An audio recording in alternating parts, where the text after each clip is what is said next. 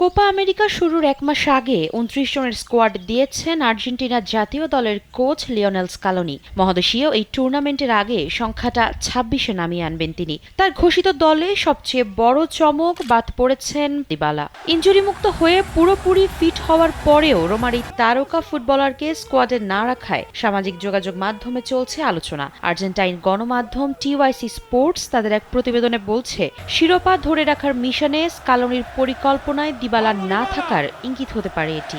ইনজুরির কারণে শেষ হতে যাওয়া মৌসুমের অনেক ম্যাচ খেলতে পারেননি তিনি। ইতালিয়ান লিগের ৩৭ ম্যাচের ২৭টি খেলেছেন তিনি, এর মধ্যে ২৪টিতে ছিলেন শুরুর একাদশে। টিওয়াইসি স্পোর্টসের প্রতিবেদনে বলা হয়েছে, ইনজুরির কারণে বেশি ম্যাচ না খেলায় কোপা আমেরিকায় আর্জেন্টিনার স্কোয়াডে তার না থাকার সম্ভাবনা তৈরি হয়েছে।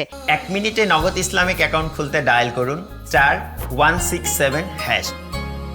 তবে দুর্দান্ত ফর্মে ছিলেন তিনি। লিগে ১৩ গোল করার পাশাপাশি ৯টি গোলে সহায়তা করেছেন তিনি। শতবর্ষী এই টুর্নামেন্টের আগে দুটি প্রস্তুতি ম্যাচ রয়েছে আর্জেন্টিনার। যুক্তরাষ্ট্রের শিকাগোতে ৯ জুন ইকুয়েডরের মুখোমুখি হবে আলবিসেলেস্তারা। এছাড়া ওয়াশিংটন ডিসিতে মেসিদের প্রতিপক্ষ গুয়েতেমালা। মূলত এ ম্যাচের জন্য ২৯ সদস্যের স্কোয়াড ঘোষণা করেছে আর্জেন্টিনা ফুটবল ফেডারেশন। স্কোয়াডে ফিরেছেন গোলকিপার জেরোনিমো রুলি। নতুন নিয়ম অনুযায়ী কোপার স্কোয়াডে রাখা যাবে ২৬ জনকে, ফলে এই দল থেকে বাদ পড়বেন ৩ জন। ২০ জন শুরু হবে বর্তমান চ্যাম্পিয়নদের শিরোপা ধরে রাখার মিশন। প্রতিপক্ষ কানাডা। ২৫ জুন পেরু আর ২৯ জুন চিলির বিপক্ষে লড়বে আর্জেন্টিনা।